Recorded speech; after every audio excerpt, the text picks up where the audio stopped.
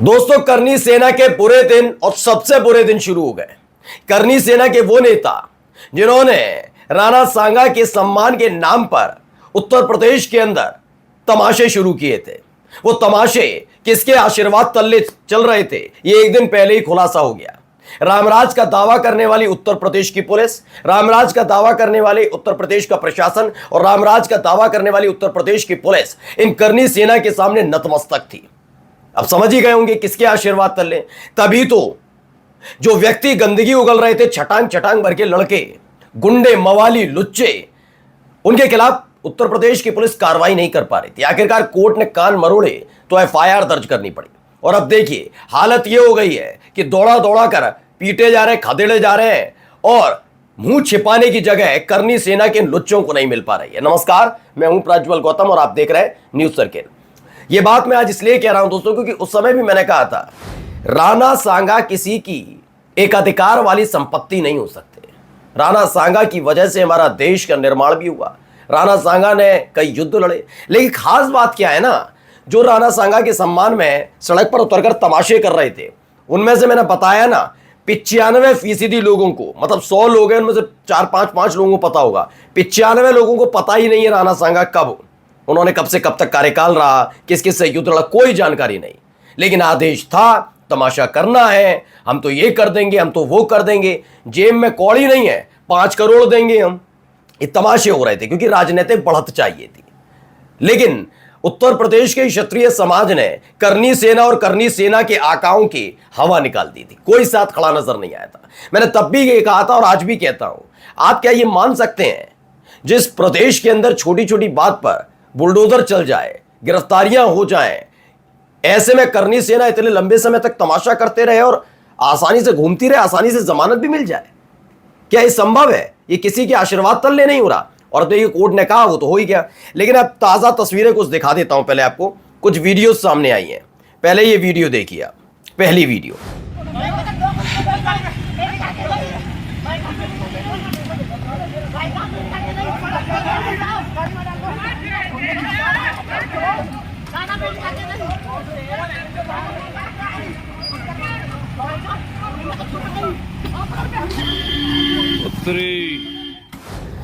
इसमें धर लिए गए, स्वागत समारोह टाइप का कार्यक्रम चल रहा था, पुलिस की मौजूदगी वहां पर नजर आई।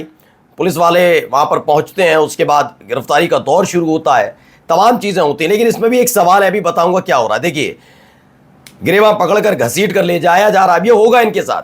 अब एक एक तैयार रहे, बहुत वीर सूरमा बन रहे थे ना कि तुम कर दो ये तो मैं 5 करोड़ दे दूंगा, तुम कर दो ये तो 51 लाख मिल जाएंगे। अभी तुम देखो बेटा तुम्हें क्या क्या मिलेगा, अभी तैयार रहना। ये देखिए यहां पर धर लिए गए, कहां का क्या क्या हुआ अभी आपको दिखा रहा हूं। ये पूरा तमाशा एक और वीडियो देखिए।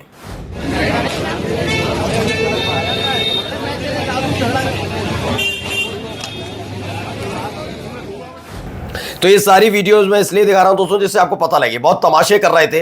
अब इनका मुंह छिपाने की जगह कम पड़ रही है, भागना पड़ रहा है। जो कह रहा था ना कि मैं यहां से आऊंगा, ये कर दूंगा, ये कर देना वरना वो कर दूंगा, अब सबको लाठी के जोर पर खदेड़ा भी जा रहा है, खचेड़ा भी जा रहा है। भारत समाचार की खबर है, आगरा पुलिस और करनी सेना के बीच नोकझोंक, पुलिस को चकमा देकर भागा उपेंद्र राणा।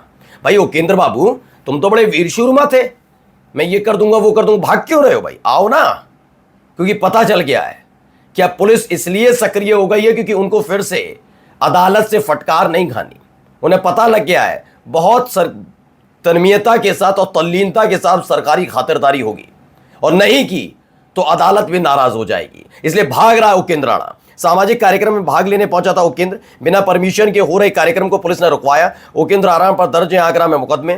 पुलिस और करनी सेना के लोगों में जमकर खींचतान हुई, पुलिस ने कार्यकर्ताओं को खदेड़ा, हल्का बल प्रयोग भी किया। थाना ताजगंज क्षेत्र के शमशाबाद रोड नौफरी गांव का मामला है। देखिए मैं ये नहीं कहता कि आपको अगर किसी के भी बयान से, किसी के भी, कोई समाजवादी पार्टी का नेता हो या खुद कहता हूं अखिलेश यादव का नाम लेता हूं, अखिलेश यादव के बयान से भी अगर आपको दिक्कत है तो आपका मतलब ये नहीं कि आप कानून से ऊपर उठकर बदतमीजी बदसलूकी करेंगे। हाँ या ना? सही है ना? आप कहिए एफआईआर दर्ज कराई, मैं तो कहता हूं रामजीलाल सुमन की गिरफ्तारी होनी चाहिए थी, लेकिन नहीं। क्या कह रहे थे? हड्डी पसली तोड़ देंगे, भुस भर दो, मारो पीटो, हम बताएंगे। ये दूसरों से करवाते हैं, अपना नहीं करते। अब मुंह छिपाए फिर रहा उपेंद्र राणा। मैं तब भी कहा था इनके खिलाफ कार्रवाई क्यों नहीं हो रही। देखिए एक और तमाशा देखिए, कुछ और वीडियोस देखिए। भीड़ जमा है, लोगों की मौजूदगी है, लगातार नारेबाजी भी हो रही है, पुलिस की मौजूदगी में इन्हें वहां से भगाया जा रहा है। काफी कुछ है, देखिए। अब क्या है इसमें जो खबर निकल कर आई, वो खबर क्या है? खबर है आगरा करनी, और मैं आगरा करनी सेना कार्यकर्ताओं पर का चौकी पंगा में बिना परमिशन के कार्यक्रम को पुलिस ने रुकवाया था। पुलिस ने कार्रवाई कर 11 कार्यकर्ताओं को भिजाया जेल, शांति भंग में किया था चालान, 2 गाड़ियां भी सीज की। अधिकारियों के समझाने के बाद मामला शांत हुआ। ताजगंज थाना क्षेत्र के एकता चौकी का यह मामला है।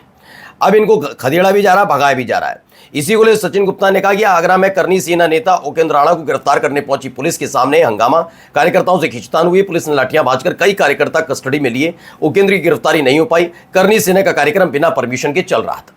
मैंने कहा ना, इन्होंने बापोती समझ ली। जबकि खास बात क्या है, मैं बार बार कह रहा हूं, करनी सेना उत्तर प्रदेश में है ही नहीं, यह राजस्थान की है। राजस्थान से बाकायदा आयातित किए गए ये संगठन था कि आओ यहां कर तमाशा करो, चूंकि यहां का मुखिया तुम्हारा सजाती है तो कोई कार्रवाई नहीं होगी। अगर ऐसा नहीं है, मैं बार बार पूरी जिम्मेदारी के साथ इसलिए कह रहा हूं, अगर ऐसा नहीं है तो मुझे बस इतना बता दीजिए कि रामजीलाल सुमन के घर पर जो हमला हुआ, उस हमले में कितने लोगों की गिरफ्तारी हुई। खास बात यह है कि उत्तर प्रदेश की पुलिस बड़े बड़े माफिया को घुटने के बल लाने का दावा करती है। आखिरकार उपेंद्र राणा जैसा एक गुंडा आसानी से कैसे फरार हो जाता है, भाग जाता है, निकल जाता है, फिर आ जाता है, फिर तमाशे करता है, फिर बयान देता है, फिर भाग जाता है? इतना आसान कैसे हो जाएगा? बताइए, इतना आसान लगता है आपको? मैं उन लोगों से भी पूछ रहा हूं जो बाबा के समर्थक हैं, वो कहते हैं योगी आदित्यनाथ आए हैं, ये हो गया, वो हो गया। तो बताओ, इतना आसान है? बिना आशीर्वाद तल्ले आसान है? नहीं है आसान, ये हर कोई जानता है। क्योंकि अगर वो केंद्र राणा चढ़ाते तो तार से तार जुड़ेंगे और जांच अच्छे से हो गई तो पता लग जाएगा कि फंड कहां से आ रहा था, किसके इशारे पर हो रहा था। एक एक खेल खुल जाएगा। इसलिए सब छोटे मोटे कार्यकर्ता जिन्हें जानकारी नहीं, उन्हें गिरफ्तार करो, दिखाओ कि हम कार्रवाई भी कर रहे हैं। मामूली धाराओं में FIR दर्ज करो, आसानी से उन्हें जमानत मिल जाए, फिर से तमाशा करें। कोई बड़ों वालों को मत पकड़ना, उन लोगों को मत पकड़ना जो धमकी दे रहे थे और चेहरा चमका रहे थे, जो अपने आप को अध्यक्ष महामंत्री बता, उन्हें गिरफ्तार करोगे तो उनको तो पता ही है कि किसके इशारे पर और किसके सहयोग पर हो रहा है। अब देखिए, अखिलेश यादव ने भी ट्वीट किया, क्या लिखा? ये लोग भागने में कितने भी माहिर हों, लेकिन हमें पुलिस पर पूरा भरोसा है कि वो अपने लंबे हाथों से इन्हें पकड़ ही लेगी। लेकिन सवाल ये है, अब अखिलेश यादव ने इसको 2 तरीके से लिखा है। एक तो भाई देखिए, मैं बार बार कह रहा हूं कि पुलिस की इसमें कोई गलती नहीं। जब तक किसी प्रदेश का मुखिया नहीं चाहेगा या वो सरकार नहीं चाहेगी तो कैसे गिरफ्तारी हो जाएगी? ये कहना पूछना जरूरी है ना, क्योंकि यही उत्तर प्रदेश था और यही उत्तर प्रदेश की सरकार थी। लखनऊ में पोस्टर लग गए थे। उत्तर प्रदेश के अंदर हमने देखा कितने एनकाउंटर हुए थे। हम नहीं देखा है कितनी बुलडोजर वाली कार्रवाई हुई थी। ये हर कोई जानता है कि बुलडोजर वाले बाबा के नाम से कौन प्रसिद्ध है। लेकिन खास बात यह है कि एक भी करनी सेना के नेता कार्यकर्ता के घर पर बुलडोजर नहीं चला, बुलडोजर नहीं चला। यहां नैतिकता, नीति, सारी नियम, कायदे, कानून याद आ गए होंगे। पता लग रहा है, छिपाने की जरूरत नहीं है, सबको पता है किसके आशीर्वाद से हो रहा है। लेकिन अब ज्यादा दिन की बात नहीं है, करनी सेना उत्तर प्रदेश के अंदर बैन ना हो जाए तो लिख कर ले लीजिए, क्योंकि जिस तरह के हालात इन्होंने पैदा किए, ये गुंडे, मवाली और लुच्चों से कम नहीं थे। एक एक की गिरफ्तारी होगी। नमस्कार।